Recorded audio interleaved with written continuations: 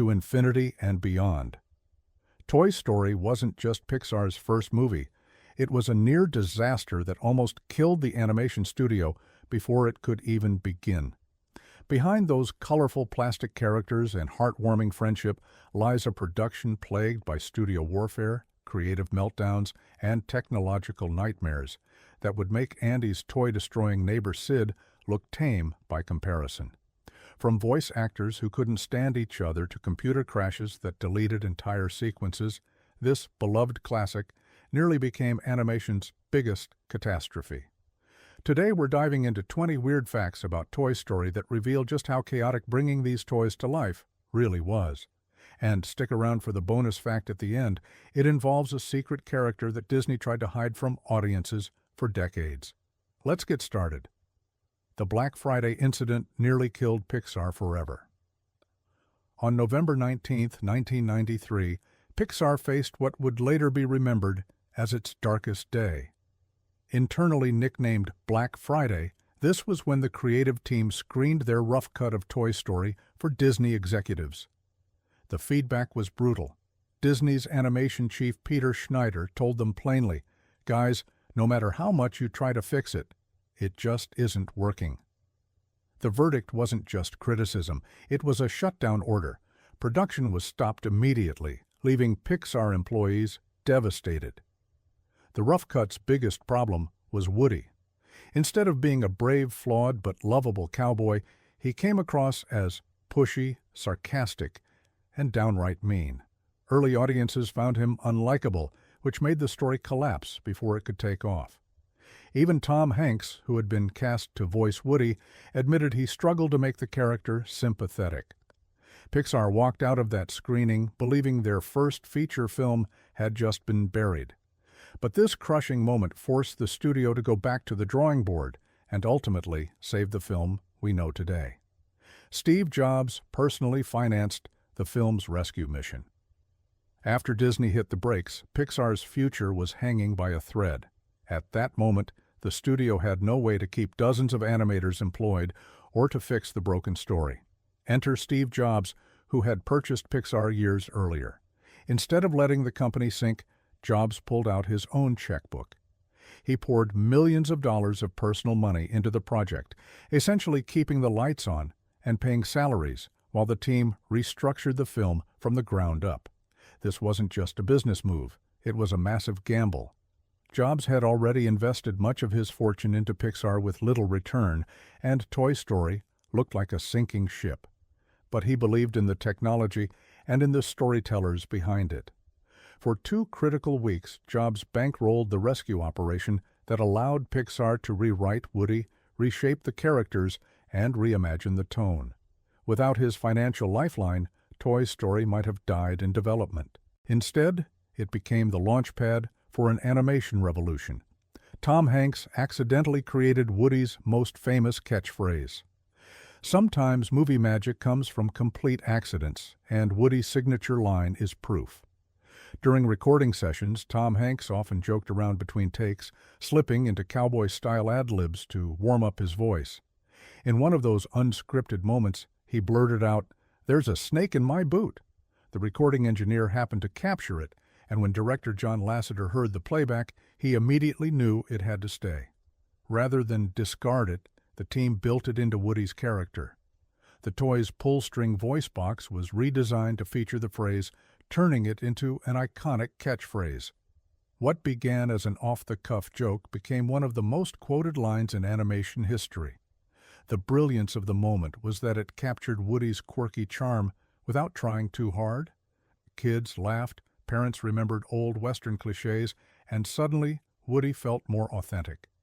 It's one of the rare instances where improvisation shaped the identity of a character, and today, no one can imagine Woody without that unforgettable line.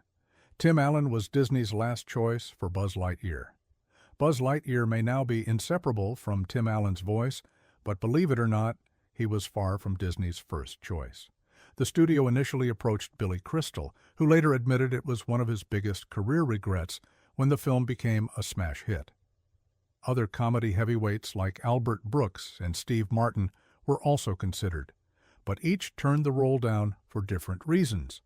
That left Pixar scrambling. When the role finally landed in Tim Allen's lap, it was almost by chance. At the time, Allen was best known for his sitcom Home Improvement, and his schedule was so packed that Pixar had to work around constant conflicts. His dialogue ended up being recorded in short bursts across nearly 2 years. Yet that inconvenience turned into a blessing. Allen's sharp comedic timing, honed from years of stand-up and television, gave Buzz a mix of swagger and cluelessness that no one else could match. Ironically, the last choice became the perfect choice, and Allen's performance defined Buzz Lightyear for generations. The computer that animated Woody kept overheating and shutting down. The technology used to bring Toy Story to life was groundbreaking, but also fragile. Pixar's computers in the early 1990s were nowhere near as powerful as today's machines. Woody, with his fabric textures and complex movement, proved especially difficult. The primary rendering machine, affectionately nicknamed the Beast, constantly overheated. Animators recall working in carefully timed shifts just to keep the system from crashing. Some even came in during the middle of the night so the computers could cool down before being used again. Each individual frame of Woody's motion could take anywhere from 2 to 15 hours to render. A single thunderstorm or a slight change in humidity was enough to corrupt hours of progress. Animators learned to predict weather patterns as carefully as deadlines. Despite these hurdles, the persistence of Pixar's technical team ensured Woody came to life on screen with a fluidity never before seen in computer animation. It's easy to forget today, but back then, even making Woody raise his eyebrows was an enormous technical triumph. Disney demanded Woody be more adult and cynical. In the earliest drafts, Woody wasn't the friendly but flawed leader audiences remember. Disney executives pushed for him to be sharper, more sarcastic, and filled with jokes that appealed to grown-ups. Jeffrey Katzenberg, in particular, wanted the toys to act edgier. This led to scripts where Woody made biting remarks about the other toys and carried himself with a smug, almost abrasive energy. The intention was to make the film more appealing to adults sitting in theaters, but the result was far from charming. When these early scenes were tested with focus groups, kids didn't laugh. They cringed. Many described Woody as scary or mean. Tom Hanks himself expressed discomfort with some of the dialogue, pointing out that Woody was losing the warmth that made him worth rooting for. That feedback convinced Pixar to soften the character, dialing back the cynicism and restoring the heart. The final version of Woody kept a bit of snark, but balanced it with loyalty and vulnerability. Without that course correction, Woody might never have become the beloved hero of animation history. The film's original ending was completely different.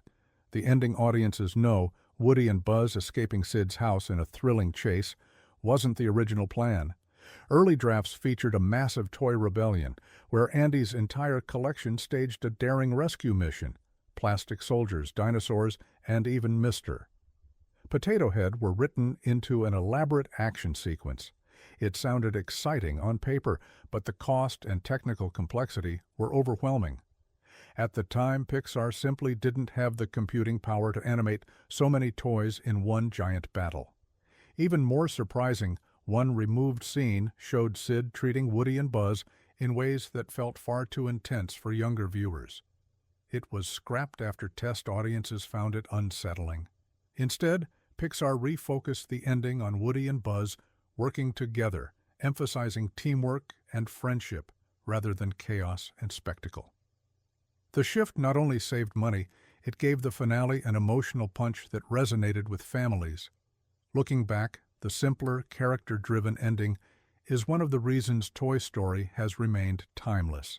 Sometimes less really is more. Annie Potts recorded Bo Peep's lines while pregnant. Bo Peep's gentle but witty voice came with an unexpected behind-the-scenes challenge. Actress Annie Potts was 6 months pregnant when she recorded many of her lines.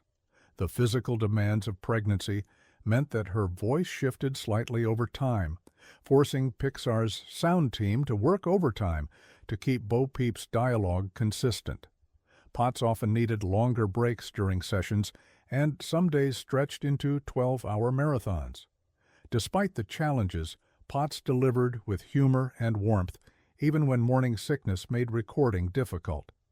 Engineers later revealed they had to stitch together lines from different sessions to make the character's voice sound seamless.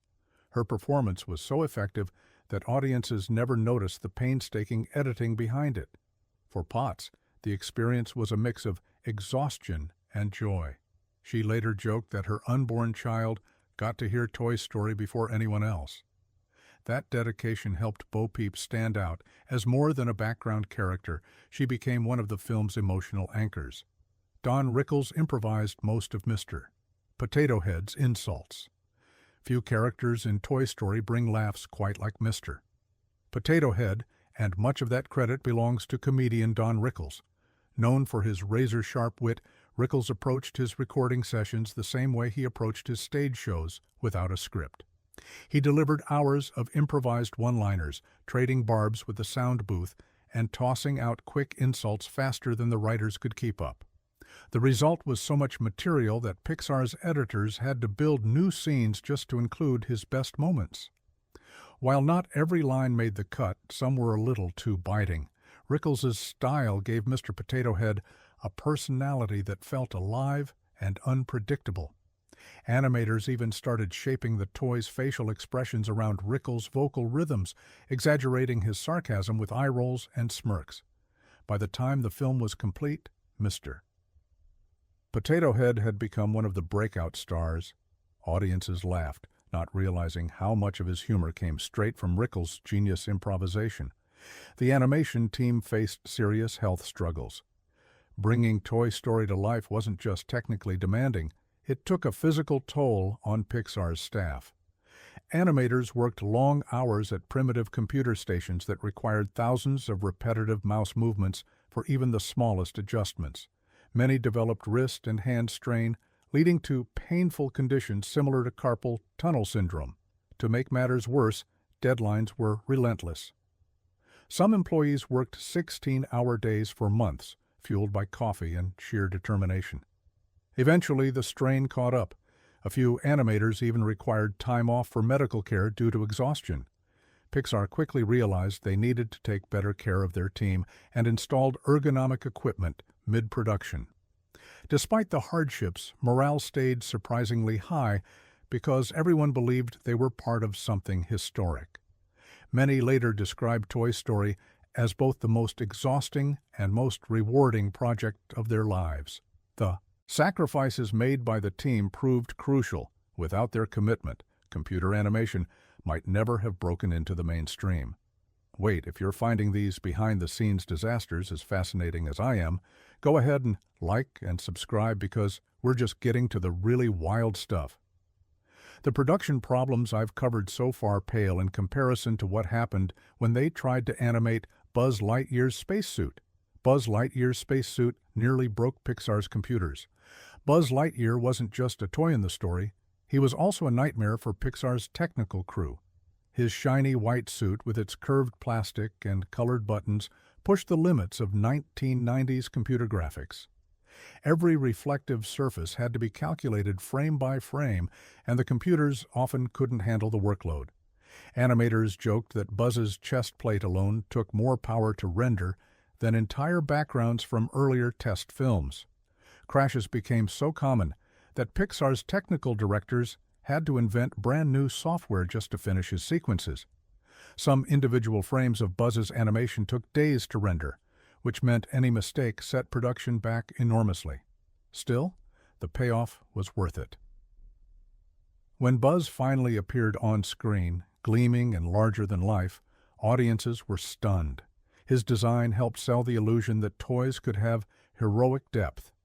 What started as a technical headache ultimately made Buzz one of the most visually striking characters in animation history. John Lasseter hid tributes to his animation heroes throughout the film. For John Lasseter, Toy Story wasn't just about breaking ground with technology, it was also a love letter to the animators who inspired him. Throughout the film, he secretly hid tributes to his artistic heroes. In Andy's room, Eagle-eyed viewers can spot book titles referencing Chuck Jones, Tex Avery, and other giants of animation. The carpet design included subtle nods to Disney's classic patterns, while the wallpaper contained shapes that reminded animators of Warner Brothers cartoons. Even the clouds outside Andy's window carried a hidden message. When examined frame by frame, some formations spelled out the names of influential Disney animators. Lasseter's goal wasn't to show off, but to quietly honor the people who built the foundation he was now expanding. At the time, Disney wasn't thrilled about nods to rival studios, but Lasseter kept them subtle enough that most audiences never noticed. For him, slipping in these homages made Toy Story more personal. It was proof that Pixar's revolution in animation was rooted in deep respect for the pioneers who came before. R. Lee Ermey's drill sergeant voice strained his throat. When Pixar hired R. Lee Ermey to voice Sergeant, the leader of the Green Army Men, they knew they were getting authenticity.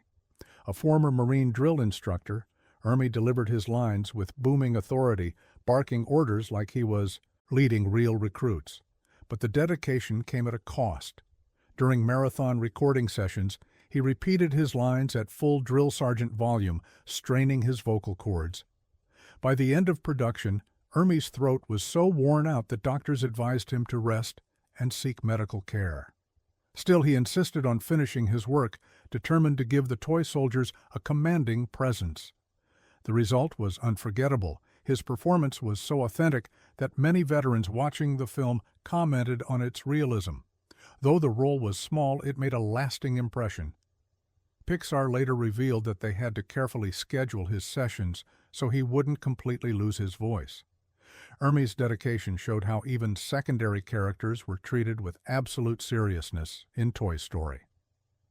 The Pizza Planet truck started a Pixar tradition by accident. One of Pixar's most famous Easter eggs almost didn't exist. The yellow pickup truck that delivers pizzas to Pizza Planet wasn't designed to be iconic. It was simply a shortcut. At the time, Pixar couldn't afford to design new cars for every scene, so the art team reused one of the most detailed vehicle models they already had in their digital library. That model became the Pizza Planet delivery truck. Animators loved it so much that they began sneaking it into later projects. By the time A Bug's Life hit theaters, the truck had already become a studio inside joke. Eventually, it appeared in nearly every Pixar film, from Monsters, Inc. to Finding Nemo, and even Cars. What started as a cost-saving measure turned into a tradition beloved by fans, who now scour new Pixar releases to spot the truck's cameo. Today, the Pizza Planet truck is as recognizable as any of Pixar's lead characters, all thanks to one happy accident born from budget limitations. Wallace Shawn recorded Rex's lines in his bathroom.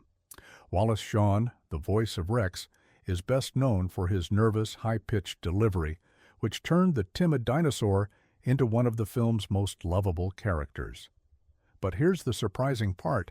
Many of his recordings didn't happen in a studio. Shawn discovered that the acoustics in his apartment bathroom gave his voice the perfect echo for Rex's anxious personality. With towels and bath mats arranged around him to reduce unwanted noise, Shawn roared and whimpered into a microphone, while his neighbors wondered what on earth was going on. Some even complained about the strange sounds echoing through the walls. Despite the unorthodox setup, Pixar engineers were impressed. The recordings had a quirky quality that matched Rex's personality better than anything they'd captured in a professional booth. Eventually, Shawn returned to the studio to finalize his lines, but many of those bathroom takes remained. It's a reminder that creativity doesn't always happen in high-tech spaces. Sometimes it's born in the most unexpected places. Andy's room was built in real life first. Before Pixar's animators touched a computer, they studied Andy's bedroom in an unusual way. They built it in real life. A full-scale physical replica of the room, complete with toys, furniture, and lighting, was constructed inside Pixar's office. The idea was to understand how light moved across the room during the day, how shadows shifted, and how toys looked in different corners of the space. Animators would walk through the physical set, taking notes and snapping photos that later informed their digital work. The exercise paid off. The virtual version of Andy's room felt warm and lived in rather than sterile or artificial. For years, the replica remained tucked away in Pixar's building, surprising visitors who stumbled upon it. Later, Toy Story films continued to borrow details from that original room design. By building something physical before creating it digitally, Pixar blurred the line between real-world filmmaking and animation, setting a precedent for the studio's meticulous approach to detail. Sid Phillips was inspired by a real child. Sid, the toy dismantling neighbor, wasn't entirely a product of imagination. Pixar animators based him on a real child they observed during research trips to toy stores and playgrounds. This boy had a habit of taking toys apart in creative but destructive ways, sparking both fascination and concern from adults nearby. His unpredictable playstyle gave the team the blueprint for Sid's mischievous personality. The animators exaggerated his traits, adding fireworks and wild inventions, but the root inspiration was grounded in reality. The child's parents never knew their son's antics helped create one of animation's most infamous kids. Pixar later admitted they were surprised by how many real children showed similar tendencies, breaking toys not out of malice, but curiosity. Sid became the ultimate symbol of that chaotic creativity, a character both funny and unsettling. By grounding him in real-world behavior, Pixar ensured he felt authentic, making him one of Toy Story's most memorable characters. The film's success surprised everyone, including Disney. When Toy Story premiered in 1995, expectations were modest. Disney executives hoped it would perform well, but didn't predict anything groundbreaking. After all, no fully computer-animated film had ever been released. Marketing budgets were small compared to Disney's traditional hand-drawn hits. Yet within weeks, Toy Story became a box office phenomenon. Families flocked to see it multiple times, and children begged for Woody and Buzz toys that quickly sold out during the holidays.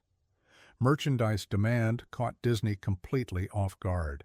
Shelves emptied faster than they could restock, leading to toy shortages across the country.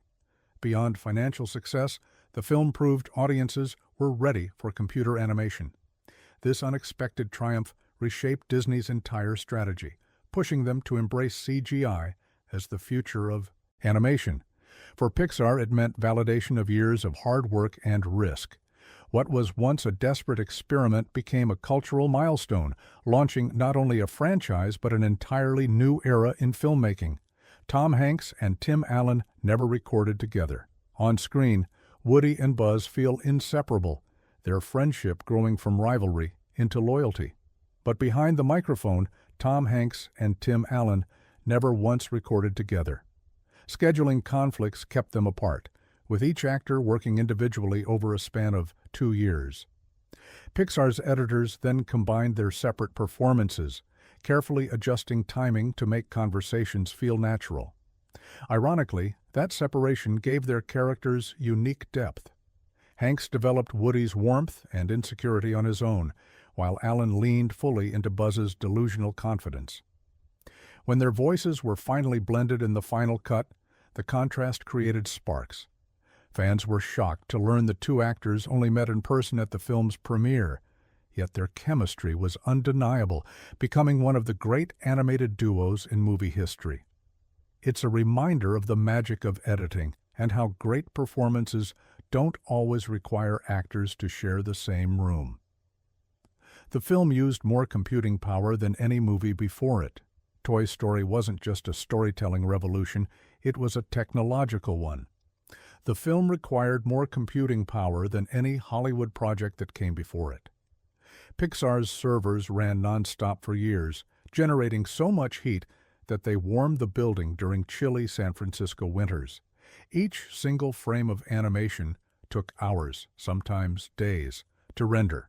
On average, 1 minute of completed footage required nearly 400 hours of computer processing.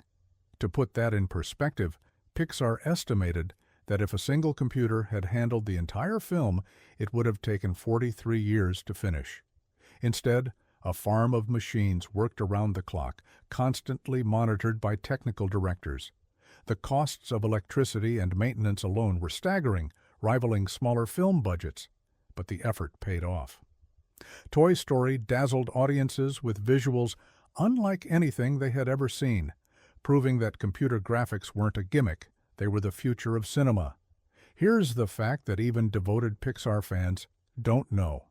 There's a deleted character named Tin Toy who was completely removed from the final film after Disney executives deemed him too frightening for children. This mechanical wind-up toy was designed to be Woody's bitter rival, representing obsolete toy technology being replaced by modern plastic figures. Tin Toy's scenes were fully animated and voiced before being cut, making him one of animation's most expensive deleted characters. The character's design and personality were later recycled and transformed into the character of Stinky Pete in Toy Story 2, but his original incarnation remains locked in Pixar's archives, a reminder of the film's darker, original vision. Toy Story transformed from a near disaster into a revolution that changed entertainment forever. Behind every beloved character lay months of creative struggle, technological innovation, and human determination. The chaos that nearly destroyed this production ultimately created something magical, proof that sometimes the most beautiful stories emerge from the messiest creative processes. What started as toys in a bedroom became the foundation of modern animation, launching careers, inspiring countless imitators, and creating childhood memories for millions. The next time you watch Woody and Buzz's adventures, remember the army of exhausted animators, overheated computers, and passionate artists who refuse to let their vision die. If you enjoyed discovering these hidden stories behind Toy Story, hit that like button and subscribe for more behind-the-scenes secrets from your favorite films. Until next time, remember, there's more to every story than meets the eye, and sometimes the real magic happens when nobody's watching.